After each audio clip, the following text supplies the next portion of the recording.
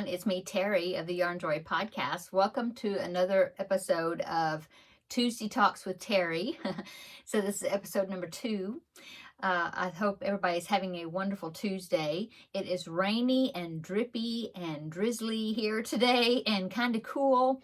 I didn't have to get out in it, thankfully, or not. I haven't had to today, no. But my daughter-in-law had a doctor's appointment this morning, and so little man came over for a little while. They just left a little bit ago. She stayed and visited with me for a while after she got back home. Got back here from the doctor's office.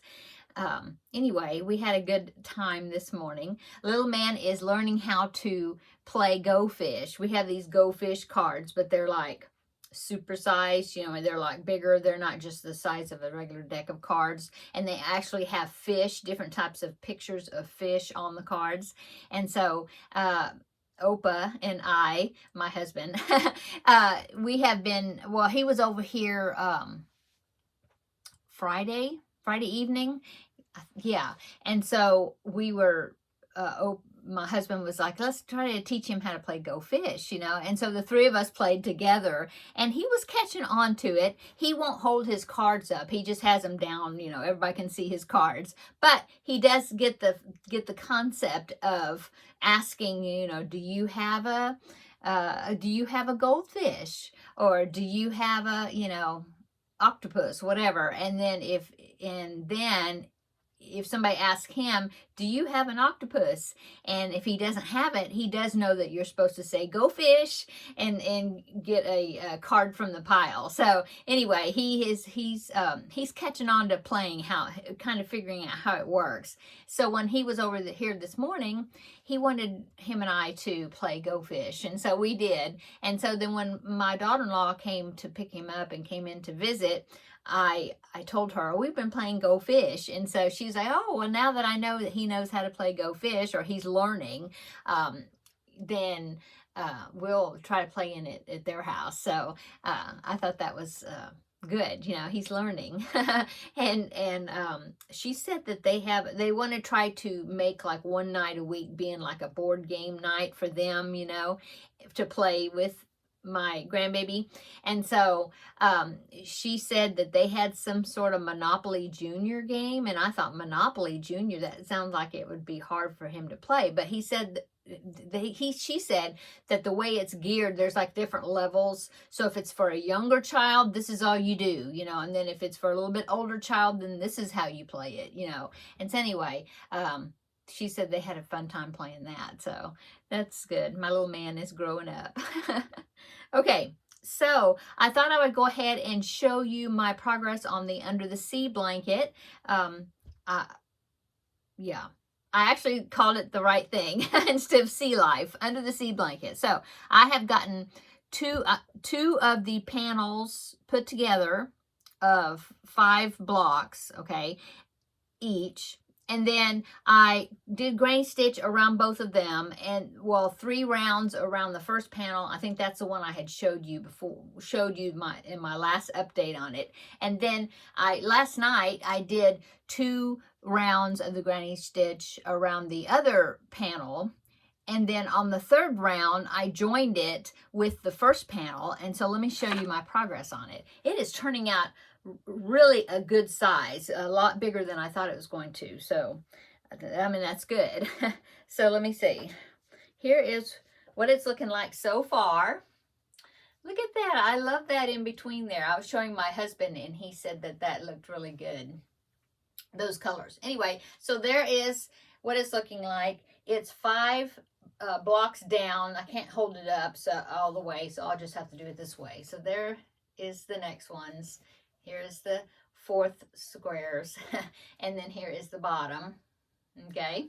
So now I have 5 more of these squares that I need to put together with the invisible join, and then go 2 rounds of granny stitch around, just like I did this one, and then connect it with that 3rd round, and then all 3 of them will be connected together. So let me hold it up. So I think it's going to turn out so cool. Okay, so yeah, I've got 5 more squares, and I've got them over here. So here's my 5 more. So I have a seahorse, the walrus, puffer fish, shark, and sea turtle. So I will be putting these together, you know, long ways, or end to end, and then with the invisible join. And so when I do that, I will film a tutorial showing how I do that invisible join, because I had some requests. Somebody asked me if I would show that, and so I will probably haven't done it since I did the other one, so I'll probably put 2 or 3 of these together to remind myself how I did it, and then I will film when I'm doing another one of them. Okay, so that will be upcoming. Maybe, let's see, possibly this weekend I'll get it filmed, or Thursday. I might be able to film it on, well, either maybe tomorrow or Thursday, depends. We'll see when I can get the tutorial filmed. Anyway, that's upcoming soon. Okay, so that is kind of what's going on today. I worked on that under the sea blanket last night. Let me drink a sip of my coffee here. This is a cup with the letter T on it that Seta gave me one time that she had come to visit, and she brought me that as a gift. She has one just like it. I think it's a different color, and of course hers has well, she said she has 2 of them. She has one that's got a C on it that's purple, I think, I'm not sure about the colors. And then she has one that has an S on it, because her actual name is Cosetta with a C, but then Seta is her nickname. And so she has one for each letter, but she found that one for me with a T on it, and she gave it to me. Okay, so let's go ahead and answer some more of these questions, because I had a lot of good feedback. People said they really enjoyed that, listening to me answer some of these questions. So go ahead, and if you haven't already, go ahead and grab yourself something to drink, something to work on, and be sure in the description box, in the comment box below, to let me know what you're working on while you're listening to me. I'd love to know. Okay, so these cards are something I got off of Amazon. They had several versions of them. This one, they're all called Talking Point. I think I just like not message. I did a search on Amazon for like icebreakers or conversation starters, or something like that, and because I'm always worried about doing crochet and chats or things like that, and thinking, well, what can I what would I talk about? And so I thought, well, these would give me a good idea to have things to talk about. And so I got 2 of them. The one I'm working out right now, all of them are called Talking Point. It says Conversations with Purpose, and I can link them down below in the description box. And so there's a whole bunch of cards in here. Look at that, lots of cards. And they have, like I said, there's different versions of them. There's 200 cards for ages 5 and up. This one says that. And then, so anyway, this one is called Small Talk. And it says 200 easy conversation starters to start a great conversation with friends, family, or someone new. So I have that one. That's the one I've been working out of. But then I also got this one, and it is called Talking Point also, but this one is called Resilience. 200 engaging conversation starters to build safety, trust, and connection during times of change. I thought maybe there might be some good things in there to talk about too. So anyway, right now I'm working in the small talk box. So let's go ahead and open up the box here, and I will pick out some cards and answer the questions. Okay. First one, what is your favorite childhood memory? Well, I think just my childhood. I think I was happy. Yeah, we did a lot of things with, okay, so I didn't have any aunts or uncles because my mom and my dad were only children. Okay. And so I don't have any first cousins, and I don't have any just regular aunts and uncles. Okay. But my grandmother on my dad's side, my dad's mom, she had lots of sisters. Well, she had two or three, how many brothers? She had two brothers, and she had four sisters, I think. So see, I had some great aunts and then great uncles, plus the men that were married to my great aunts. You know, I considered them my uncles. And so, yeah, they were all older. Not many of them had children, it seems like. So myself and my two brothers, a lot of times when we had family get-togethers, which we got together a lot of times we were the only kids there. I did have a couple of, I guess they would be second cousins then. Sometimes I would see them there at the family get-together. Sometimes I wouldn't because they lived out of town. But I don't know. I just enjoy the family things that we would get together and eat, you know, have visit in, you know, like holidays. Our holidays, there would be so many people there. I mean, it was all the great aunts and uncles, and, you know, it was just a big to do, you know, but I enjoyed, we just did things together. Like my grandparents lived right next door to where we lived. And then I had an aunt that lived on the other side of us. So, I mean, there was like several family members kind of in a row on that road. And so we would just do things together. And we had a farm, and because my grandfather and my father were in partnership together and they were farmers. We lived on the edge of town, but we had a farm that was further out of town, and we had on that farm we had some cows, a few. I mean, they weren't big ranchers, but they did have some cows, and then they had a few hogs, and usually the hogs were for to use, you know, for us to eat. You know, we would have them, and then we would butcher them and eat them, you know, butcher them. And so when we would butcher, like, well, we didn't really usually butcher a cow or a steer or a cow. We didn't usually butcher them. We would send them to like the meat market, and they would butcher that, because that would like be a very big job.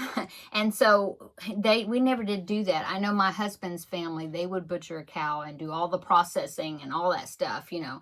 But now we would butcher hogs, and the whole family and the aunt, you know, some of my aunts would be there. We'd all pitch in and help, and we would package up the meat, you know, like now I didn't butcher, but I didn't mind being around like the dead animal and cutting it up and all that, you know. I mean, that was just every day, not every day, but I mean, you know, it was just something we did. But we would all get together though and package up the meat and cut the meat into smaller pieces, and then we would make sausage and grind it and then package that, and, you know, all the processing. It would be like an all-day thing, and we all pitched together, and my grandmother would have food for us to have for lunch, and we had this little house that we built. They had built, or they built it out on that farm, and so we would all congregate there, and that's where we'd do the processing. But then also we would eat and get together, and it was, I don't know, I guess that's what I miss, is so much of that, the family working together and doing things, and yeah, that's what I miss, I guess, or not miss, but that was a favorite childhood memory. Okay, let's go on. It says, if you could have any job in the world, what would it be and why? Well, I really like what I'm doing. I mean, I've always been a housewife, mom, homeschooled my boys. I've always, you know, I haven't worked outside the home except for a little bit. Like when I was in college, I did just a little bit. Like when I very first got married, I worked a little while at the college where I went to school. But I had graduated, but then I was working at the school for a little while in the health department, just secretarial. But I wanted to start a family, and I wanted to be able to stay home. And, you know, praise the Lord, we were blessed with a job. My husband was blessed with a job that made enough that I didn't have to get out and work. And so, really, I don't know. I've enjoyed, and then it's like I just when I discovered YouTube, and that I could crochet and do what I love to do, and actually make a little money, just spending money or whatever, you know, with it. Yeah, it's like, wow, I love this job. I get to do what I wanted, you know, what I love to do. So I don't know. When I was a kid, I think I always thought that it would be cool to be like a pharmacist or something like that. And I almost thought about going into that type of study, you know, in college, to be a pharmacist. And I always thought that would be kind of a neat thing to do. Or like a teacher. Well, I don't think I'd want to be a teacher. I mean, I homeschooled my boys, but I don't think I'd want to teach other kids. But maybe in school administration or something, where you get the summers off, you know, that would be pretty cool. Anyway, yeah. Okay. The next question is, are you a regular coffee drinker, a tea drinker, or neither?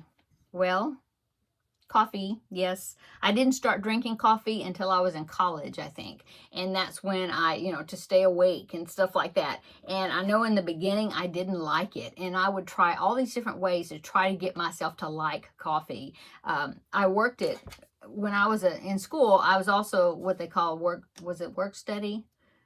Yeah, I worked on campus and in the placement office, or like the counseling center placement office. And I did clerical stuff, like three hours a day, 3 days a week or something like that. And they paid me a little bit. But I would go to class in the morning, and then I would eat lunch, and then I would go over to the placement office where I was at.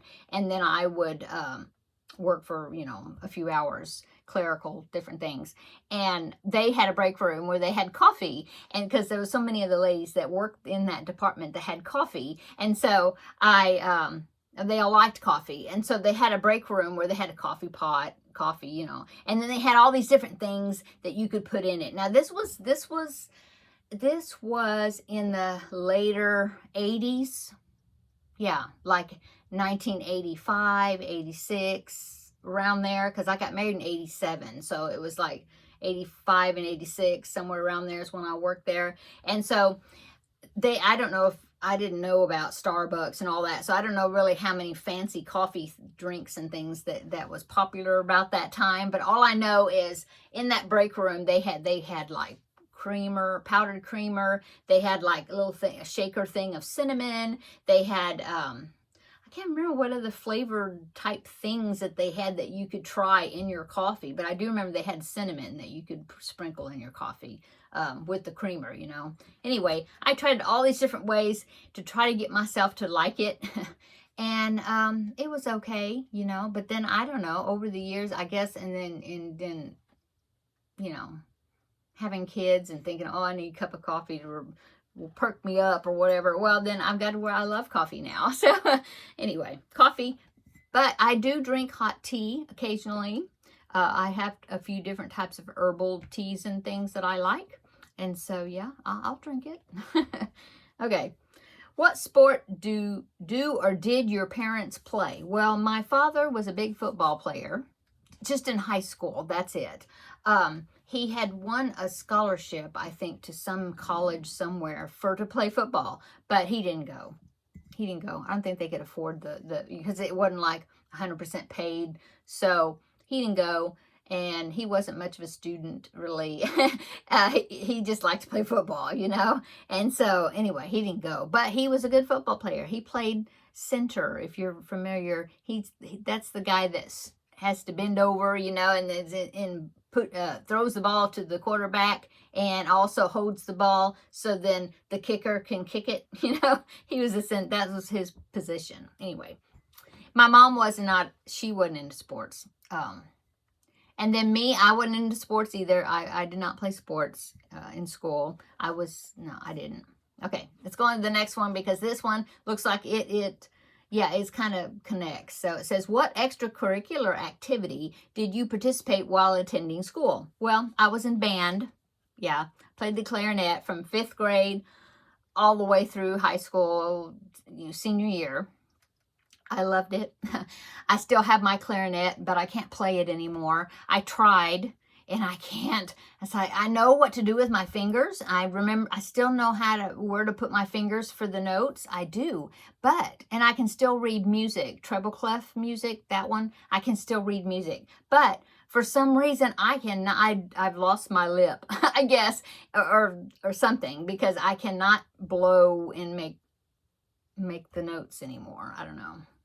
But I do still have my clarinet.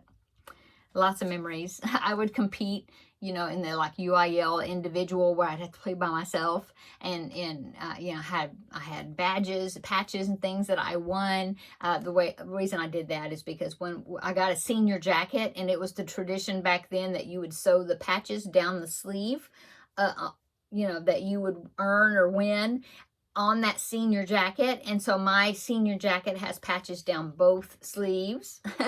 And yeah, I enjoyed it.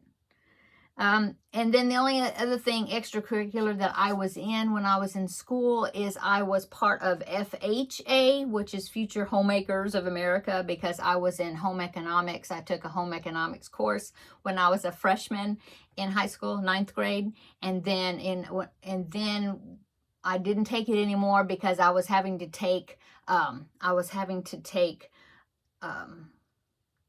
other classes, like college type prep classes. And so I couldn't take home economics anymore until my senior year. And I took a child development class that was through the home economics,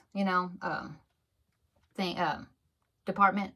I had to do that. It was just a filler class because I didn't have anything else to take, and they just kind of put me in that class. But I enjoyed it. And so if you were in a home economics, you automatically were a part of Future Homemakers of America, which is FHA. So anyway, that was the extracurricular activities that I did. Okay, what is your favorite vehicle that you've owned or driven? Oh, that one's easy. So when I was in high school, actually, it was a combination Christmas present, senior graduation gift, and my parents got me a car for Christmas. And like I said, it was when I was a senior, so it was supposed to be for graduation and birthday and Christmas and everything all together. Well, it was a used car, but it was a beautiful car. I loved that car. And in fact, I have a picture. This was not my car. I'll pop it in. But it wasn't my car, not this particular one. But it is just a stock photo that I found of the exact model and the exact color of that car. And so I'll go ahead and pop it in right here. I love that car. It was like a 1981 Pontiac Firebird. Yeah, kind of like a Trans Am, but it didn't have that bird on the hood. Didn't have that because it was called a Firebird. But anyway, I loved that car. And I had it for several years until I had my son. In fact, my older son. In fact, I told him that when we brought him home from the hospital, that was his first car ride, was in that car. And but it had bucket seats, and it wasn't a type of car you would use like with a car seat and stuff like that in it. I mean, he rode in a car seat going home. Yes, he did. We rode in the back seat, and my husband drove. But that little car would not hold all the things that you need for a baby, to haul a stroller around and like a playpen when we would go to like our parents overnight and stuff like that. And so we had to trade it in for a mom car, which was a station wagon type thing, a Ford Taurus that was a wagon. But I hated trading that car in. And my son's like, why didn't you keep that car? I would have loved to have that car when he had gotten his driver's license, and I had showed him pictures of the car. Anyway, yeah, I loved that car. That was my favorite car. Okay, what is currently happening in your life that makes you feel happy? Oh, that's easy. My grandbaby. Oh, I love being a Mimi. it's nothing like you could imagine unless you're a Mimi or a grandma or a Grammy or a Gammy or however, whatever you're, a Nana, you know, whatever you are called, Meemaw, you know. Oh, being a grandma is wonderful. Yeah, I never could imagine what it would be like until I had one a grandkid. So love that. I love the YouTube channel. I love you all. I have such a good time visiting and connecting with all of you. I like being able to play with yarn and do things that, you know, do things that I love to do. Coffee, just a minute.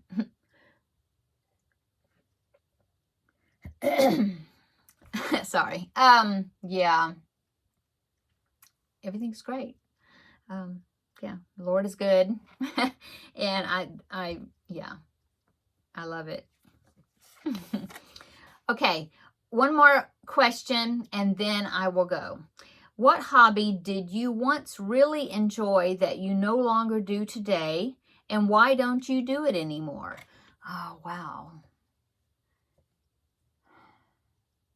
Well, this is not a hobby.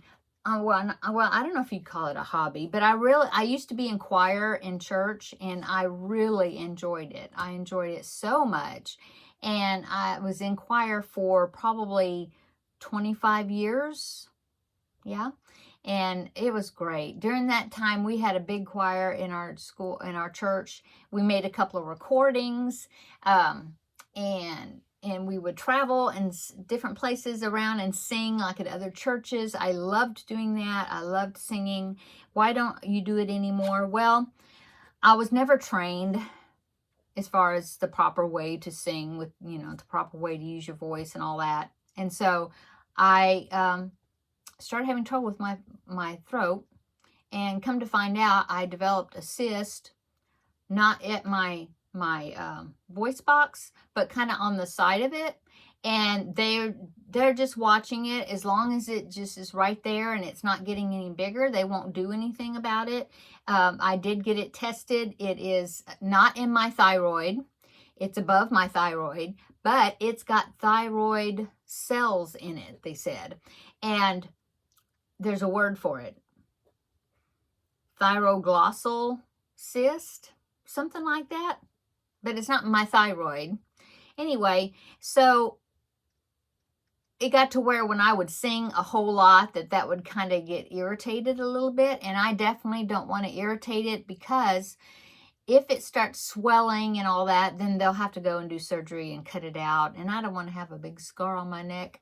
And I don't want to go through a surgery if I don't have to go through a surgery, because I've had way too many surgeries. So, yeah, I retired from singing from the choir. I do sing a little, and I will sing in church along with the choir. I'll sing, you know, but I make sure I don't go overboard with it, because I don't want to irritate that thing in there. And so, anyway, I guess that would be a hobby. Otherwise, what hobby did I once really enjoy? I was a huge bookworm when I was a kid. I would read so much. That was before I learned to crochet. Yeah, I would read so much. Read. And I loved it. I mean, I would read stacks of books. And I don't read that much anymore. I'm actually listening to a book on tape through the Libby app that's connected to my library. And so I'm reading a book right now, or listening to a book right now. But why don't I read that much anymore? I don't know. I think all this video and visual things that you can watch, it's I don't know. It's not that I lose interest, but I've gotten to where I just can't sit and read a physical book for very long, you know. Maybe I haven't found the right book to get into. But, you know, I mean, I stopped reading when I started having kids and I was homeschooling, and I just didn't have time to read, you know. And now that I do have time to read, now I'm crocheting, though, more. And I watch lots of videos while I'm crocheting. But you really can't crochet and read at the same time unless you're crocheting and listening to a book on tape. So I need to start doing that more, because I am enjoying it. I'm reading right now. I don't know the name of it, but it's by Lori Wick. She's a Christian author, and the series is called the English Garden series, and it's book number 3. I can't remember what the title of it is, but I'm really enjoying it. I've listened to the first 2 on the Libby app, and now I'm listening to the 3rd book. So that's what I'm doing right now. Yeah. Okay. This one's quick, so I'll go ahead and then I'll quit, and then I'll quit after this. Okay. Are you more introverted or extroverted? Well, I am introverted, I think, very much so. But maybe I'm a little bit closet extroverted because I can talk here on video to the camera, and I can talk. Look, I've been talking for 30 minutes, and I can talk, and I can be real animated. But then in real life, I'm pretty quiet and reserved. So it's funny because I have so many people that know me in real life, and when they watch my videos, for one thing, they can't believe I have a YouTube channel. And then they'll watch some of my videos and they're thinking, I never hear you talk that much.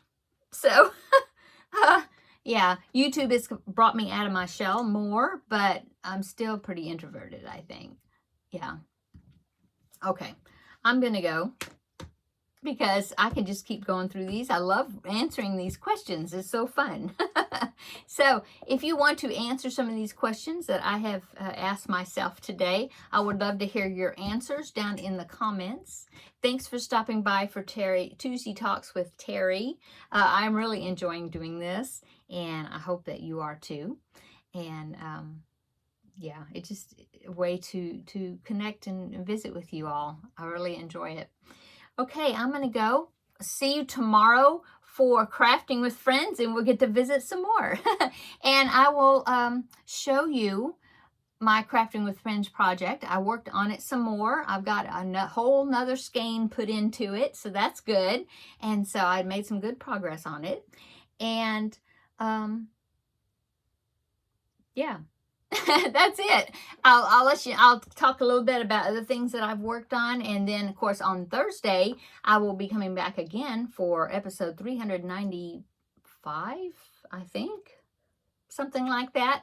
And I finished the Cubbyhole Challenge project, so on Thursday I will show you that, and then we get to draw another number and see what the next cubbyhole is going to be. So that's exciting. And I finished my Finish It Friday project, so I'll get to draw on Friday also and see what that's going to be, the new one. Okay, I'm going to go.